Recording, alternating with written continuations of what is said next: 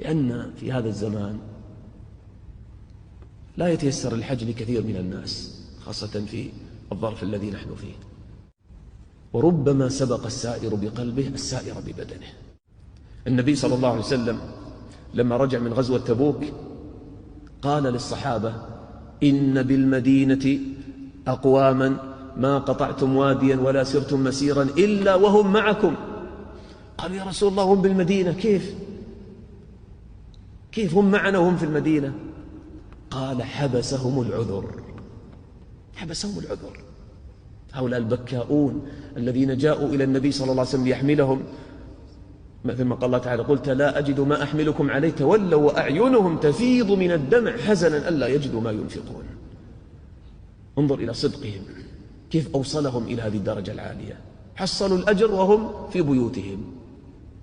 وهكذا الذي يصدق مع الله ويريد الحج، لأن هذه أيام حج لكن ما تيسر له، لكن ربما يكون بسبب صدق نيته ورغبته في حج بيت الله مع اجتهاده في هذه العشر يكون أفضل من الحجيج. ذكر هذا ابن رجب رحمه الله تعالى أن واحد من الحجيج في عام الأعوام رأى في المنام عشية عرفة أن فلان هو الأول أو الذي قبل منه، وإذا به من غير الحجيج، فقيل هذا حج بقلبه. سبحان الله، فضل الله واسع. ولذلك الله تعالى جعل هذا الموسم العشر من ذي الحجة ممن ما تيسر له الحج يجتهد فيها. يا راحلين إلى البيت العتيق لقد سرتم جسوما وسرنا نحن أرواحا، إنا أقمنا على عذر وقد رحلوا، ومن أقام على عذر كمن راح. لكن كيف يأتي هذا الصدق في قلبك؟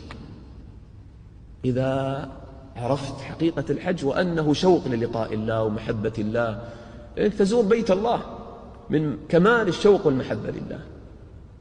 فهكذا يكون في قلبك شوق عظيم لربك وحب عظيم لله. وهذا الإخوة ما يأتي بالحديث، والله مهما تكلمنا وقلنا وقرأنا هذا ما يأتي إلا بأن تتعبد لله، يكون عندك نصيب من العبادة في هذه الأيام، من كثرة الصلاة والقيام والذكر والتكبير. كما قلت، هذا التكبير عندما تكرره بقلب خاشع بقلب محب، أنت تذكر محبوبك الأكبر الأعظم، ما يوجد شيء أحلى من ذكر الله تعالى في هذه الدنيا، وتكرر تكبير بقلب خاشع ما تدري، ربما تسبق الحجيج، تسبق من يتنافس في هذا الباب في هذه الأيام، وفي ذلك فليتنافس المتنافسون. إذن إخوة الأخوات، علينا أن نراجع أنفسنا. والله ما تدري هل ستعيش إلى هذا الموسم، الموت يأتي فجأة، وهل سيعود لك هذا الموسم في العام القادم؟ ما ندري، هل نحن من الأحياء ومن الأموات؟ وهذه فرصة، ما تدري، ممكن هذه 10 أيام تساوي سنوات من عمرك، يرفعك الله فيها درجات، يضاعف لك من الحسنات ما لا يكون في سنوات طويلة من عمرك، إذا صدقت مع الله وأقبلت بقلب خاشع محب مشتاق معظم لله جل وعلا.